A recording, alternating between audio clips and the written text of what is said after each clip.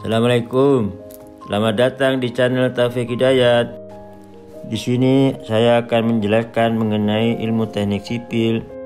Jangan lupa komen, like, dan subscribe ya. Oke, langsung saja kita mulai materinya. Kita akan masuk pada desain ini, desainnya. Desain. Nah, desain ini ada 3 proses. Yang pertama adalah input. Ini lanjut dengan prosesnya. Ini proses. Yang terakhir adalah output. Nah, ini harus kita pahami. Jadi ada input, proses, output. Jadi waktu desain kita misalkan kita tadi menghitung plat. Nah, itu tinggal masukkan sini. Plat, nah, desain plat. Maka mau plat, mau balok, mau kolom, mau fondasi, ini sama, yaitu ada inputnya, ada prosesnya, ada outputnya. Sehingga kita kapan bisa mendapatkan ini sebenarnya sama, cuma cara mendapatkan MDN-nya aja yang berbeda. Baik itu plat, balok, kalau sudah dapat M itu sudah MDN, berarti sudah sama. Jadi walaupun dia kolom, balok, atau plat, atau fondasi, sama aja.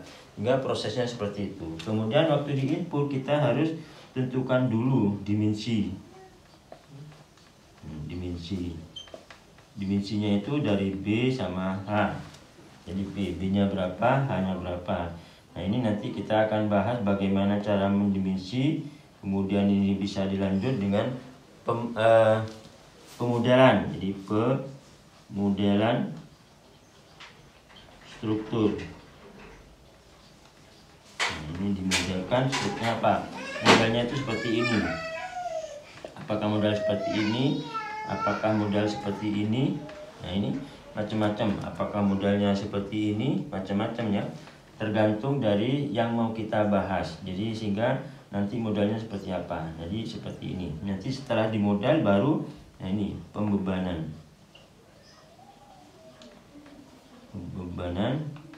Jadi bebanan ini diproses ini. Kalau kita menggunakan software ya pakailah software. Nah, software. Nah, ini kemudian baru kita dapat MDN. Nah, ini input yang kita kita butuhkan. Karena kalau input misalkan kita mau menghitung balok ini, maka ini tentukan dulu dimensinya berapa. Terserah kita, jadi terserah kita namanya asumsi berapapun nanti kita cek waktu di proses. Kita akan mendapatkan MDN.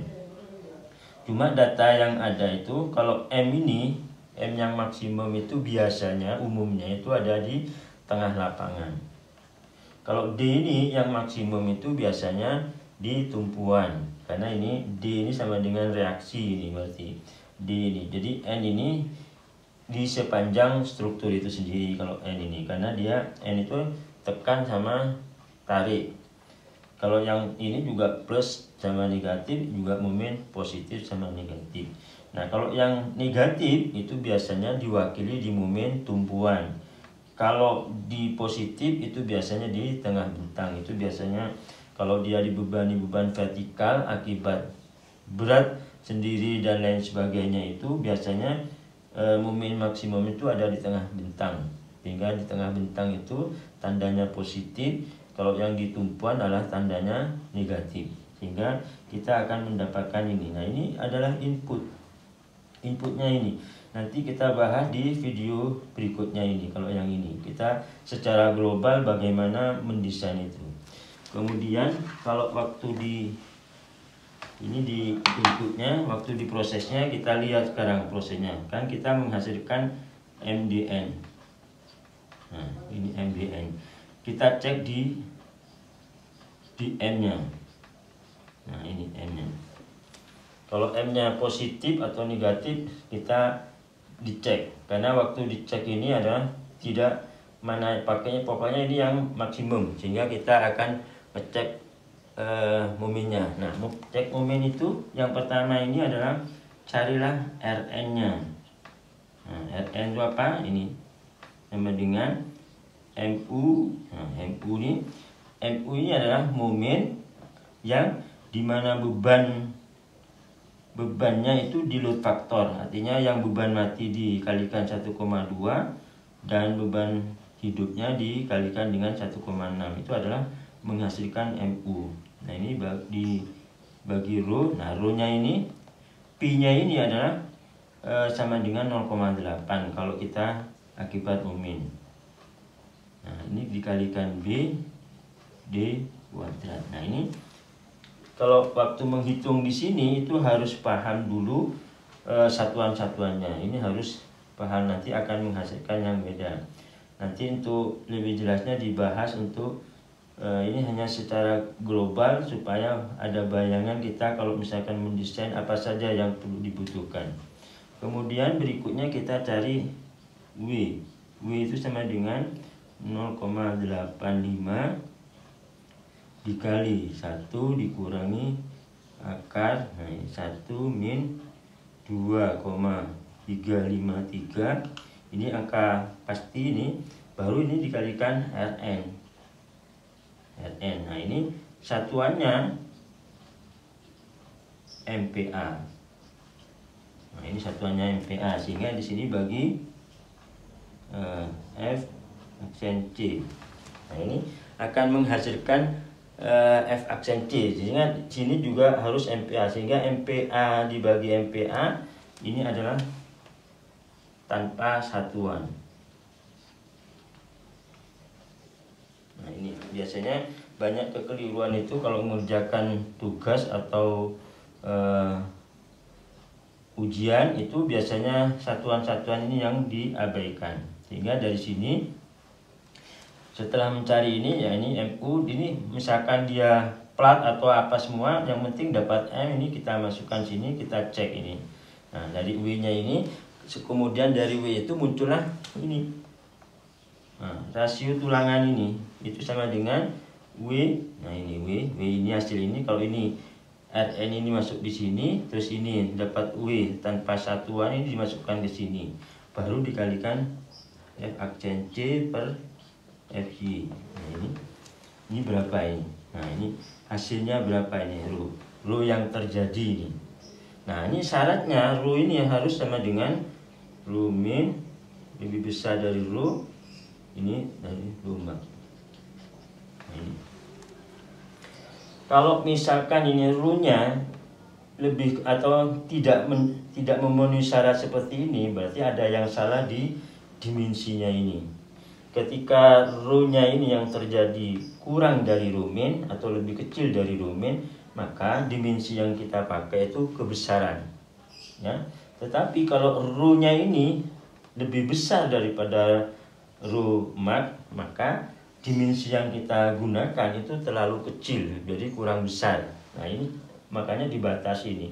Maka yang ideal adalah rho yang terjadi harus lebih besar dari rho min dan harus lebih kecil dari rho max, supaya menghasilkan dimensi yang ideal. Karena ini kan waktu penentuan dimensinya kan sembarang ini. Cuma kalau kita sudah feelingnya kuat, nanti bisa ada rumus-rumusnya untuk mendekati. Kalau BH ini, nah kalau biasanya kalau seperti yang saya bahas di waktu video sebelumnya, BH ini dipengaruhi oleh 1/8 sampai 1/12 dari bentangnya, ini hanya, dan kemudian P-nya adalah setengah dari hanya. Sehingga kalau kita menggunakan pendekatan rumus tadi itu, misalkan kita mau mencoba dengan tidak mendekati, itu tidak apa-apa, kita kontrolnya nanti di sini. Ketika rho yang terjadi itu seperti ini, memenuhi syarat ini, maka oke dimensinya. Tetapi kalau rho yang terjadi ini lebih kecil dari rho min, maka dimensinya kebesaran. Kalau rho yang terjadi itu lebih besar dari rho max, berarti dimensinya kekecilan. Nah itu cara mengecek dari sisi momennya. Nah sekarang kalau kita mau mengecek dari sisi D-nya, D. Nah ini. Nah di sini ada yang namanya VU. Nah VU ini sama dengan reaksi ini. Nah ini terus ada VC. Nah VC juga sama dengan 1/6 akar F aksen C kali B kali D. Nah ini. Nah di sini dibandingkan ini, ketika VC itu lebih besar dari VU, maka tidak butuh sengkang. Nah, jadi kalau VC-nya, kekuatan VC-nya itu lebih besar daripada VU-nya, maka tidak butuh sengkang. Walaupun itu hanya, tapi harus diingat ya, yang tidak ada sengkangnya itu hanya plat sama pondasi. Kalau yang balok sama kolom perlu sengkang ya. Hanya yang nggak butuh sengkang itu makanya harus plat dan pondasi. Sehingga kalau misalkan kita merancang plat sama pondasi, maka kondisi VC ini harus selalu lebih besar dari VU. Nah ini kita lihat ini, supaya memperbesar VC itu ini. Yang pertama ini yang dibesarin. Masih ingat ini D sama dengan apa? H dikurangi D aksen. D aksen itu adalah penutup betonnya. Ketika ini dibesarin, ini yang nomor satu pilihan pertamanya. Kemudian pilihan keduanya adalah lebarnya ini. Nah, jadi yang diperbesar. Kemudian baru mutunya diperbesar. Kenapa mutunya itu terakhir? Karena ini diikat oleh akar. Kalau misalkan ini dinaikkan 10, maka walaupun 10 ini kaliakan tidak 10 kalinya. Tapi kalau yang ini misalkan ditambahi 2 kalinya bisa besar. Sehingga ini mainkannya. Sehingga kalau misalkan kita plat dan pondasi, kondisinya apa? VC selalu ini. Tapi kalau misalkan kolom sama balok, nah ini kondisinya VC ini harus lebih kecil dari VU. Sehingga kita semuanya bisa bisa merancang dengan baik. Nah ini kalau ini kolom sama pondasi sama balok, berarti VS-nya itu sama dengan VU dikurangi VC. Ini artinya apa? Jadi geser itu ditahan oleh beton dulu. Setelah betonnya tidak mampu, baru ditahan oleh sengkang ini. VS ini adalah sengkang. Sehingga hasilnya akan menghasilkan seperti ini. Sehingga kita akan mendapatkan data-data yang secara komprehensif, sehingga kita tidak main-main di sini. Jadi setelah kita dapat MDN, makanya penting waktu di desain ini kita harus cari MDN. Setelah dapat MDN, kita cek M-nya bagaimana, seperti ini. Kemudian cek D-nya juga. Kemudian yang ketiga adalah cek N-nya. Nah ini N-nya. Kalau kita N-nya ini ada, N-nya ada, nah maka terjadi pembesaran momen, besaran MU. Artinya apa? Kalau misalkan kita mau mendesain balok, kemudian N-nya ini ada, maka MU yang muncul, yang ketemu tadi hasil hitungan ini tidak bisa langsung dipakai untuk mendesain. Harus dibesarkan dulu. Misalkan MU yang dipakai itu sama dengan 1,2 kali MU. Jadi MU yang didapat dari sini. Sehingga ini 1,2 tinggal dikalikan. Ini yang praktisnya. Kalau di waktu kuliah ini ada hitungannya, tapi sekitar kurang lebih 1,2 ini. Sehingga hasilnya ini. Tapi kalau N-nya tidak ada, ya tidak menimbulkan apa-apa. Sehingga hanya ngeceknya N ini, kalau ada dia terjadi pembesaran momen, kalau tidak ada ya momen yang ada bisa langsung dipakai untuk mendesain, sehingga bisa dipakai nanti di sini. Nah ini bagaimana cara outputnya ini? Outputnya nanti dapat diameter tulangan sama jumlah tulangan. Nah, ini waktu desainnya seperti ini. Nah kita cek satu-satu.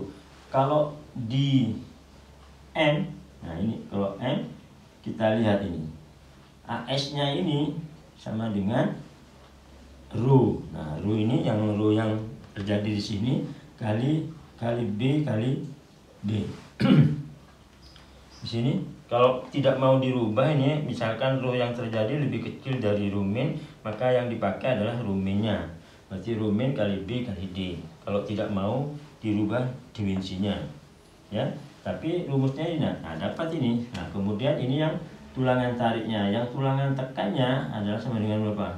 Nah ini bisa langsung 0,2 kali AS, atau ini bisa dipakai rumusnya ada sendiri, yaitu sama dengan bisa menggunakan ini rho yang terjadi dibagi rho max kali AS. Nah, ini sebenarnya ini sama dengan 0,2. Ini kalau kita menggunakan 0,2 maka gedung ini atau balok ini tidak tahan gempa karena ini 0,2. Kalau ingin tahan gempa dipakailah 0,5 kali AS. Ini adalah ini. Pak, kalau 0,3 itu sebenarnya tidak memberi manfaat. Artinya tidak tambah besar kapasitas yang muncul itu. Malah menurut penelitian ini justru antara 0,2 sampai 0, justru terjadi penurunan. Sehingga ini yang dipakai adalah 0,2 dan 0,5. Kita jangan dilebihkan. Kalau masih ya boleh lebih kecil sedikit tidak apa-apa, tapi jangan sampai supaya muncul di mindset kita itu bahwa semakin banyak tulangannya semakin kuat. Tidak juga, bisa justru turun, ya. Nah ini adalah kalau ngecek di momennya. Nah, ini kalau ingin tahan gempa ini 0,5, kalau biasa tidak tahan gempa adalah 0,2 di tulangan tekannya. Kemudian kita cek di D-nya. Nah, D-nya ini kita akan menggunakan berapa? S ini jarak sengkang ini. Jarak sengkang itu sama dengan ini AB. Nah, V ini adalah luas tulangan sengkangnya dikali FY ini dibagi VS. Nah ini VS kali D ini. Nah ini AP dikali FY kali D. Nah AP ini adalah ini. Nah ini kita tentukan dulu berapa diameternya dari sengkang itu. Nah ini misalkan gini, tulangannya itu sengkangnya misalkan pakai 2. Nah ini pakai 2 ini. Yang dimaksud 2 itu ini 1, 2. Sengkangnya ini 1, ini 2. Nah ini yang tulangan yang ini hasil dari sini. Ini namanya tulangan longitudinal ini, yang searah dengan bentang. Kemudian yang sengkang itu yang ini. Nah ini tidak dianggap ini. Kalau ini adalah ini 2. Kalau kita mau ngitung luas dari sengkang ini, kita masih ingat 1/4 pi D kuadrat, ini luas. Nah kalau misalkan ini 2 kaki kali 2, ya. Kalau misalkan 3 kaki ditaruh di sini, berarti sininya kali 3. Ini kali 3. Kalau cuma 2 berarti kali 2. Sehingga ini AB-nya ini, sehingga dapatlah ini jarak sengkangnya ini. Nah jarak sengkang ini ketika jarak sengkangnya kurang dari 2,5 cm, nah kurang dari setengah cm, berarti apa ini? Ini anunya terlalu besar, VS-nya terlalu besar, ininya terlalu besar, sehingga butuh apa? Ini butuh VC-nya yang diperbesar. Karena kalau ini kurang dari 2,5, maka ketika beton itu dicor itu tidak bisa masuk betonnya, sehingga ini mengganggu waktu saat pengecoran, sehingga minimal itu 2,5 cm supaya bisa dicor. Nah ini kalau ngecek ini outputnya ini, kalau N-nya, nah N-nya ini tidak menghasilkan apa-apa, karena adanya N ini hanya memperbesar momennya atau tidak. Kalau ada berarti memperbesar momennya, sehingga momennya ini menjadi lebih besar, sehingga hasilnya akan kita dapat seperti itu. Ini adalah cara secara garis besar untuk mendesain bahwa bangunan itu tulangan sudah cukup, anunya apa cukup, semuanya apa cukup dan kuat. Nah ini adalah langkah-langkahnya. Nah kita akan belajar lagi nanti pada saat masing-masing ini kita bahas bagaimana cara mendimensi. bagaimana cara memodal, bagaimana cara pembebanannya. Ini kalau software kita apa saja bisa SAP 2000 atau yang lain-lainnya ya. Terus karena semakin tahun itu banyak bermunculan software yang lebih canggih, sehingga kita, nah ini kalau orang sipil menggunakan software pun tidak apa-apa, tapi kita harus punya basic, bisa menentukan apakah hasil dari software itu sudah benar atau tidak, karena software itu tergantung apa yang kita masukkan dan apa yang kita keluarkan. Kalau kita yang masukkan salah, ya yang keluar pun outputnya juga ikut salah, sehingga ini adalah pengendali. Walaupun kita mengandalkan teknologi, tetap harus berpatokan pada kaidah yang saya tulis ini, supaya nanti kedepannya lebih mumpuni, sehingga kita akan membahas lebih lanjut, sehingga semuanya bisa kita tidak ketinggalan dari alumni yang lain-lainnya ya, kita supaya enak.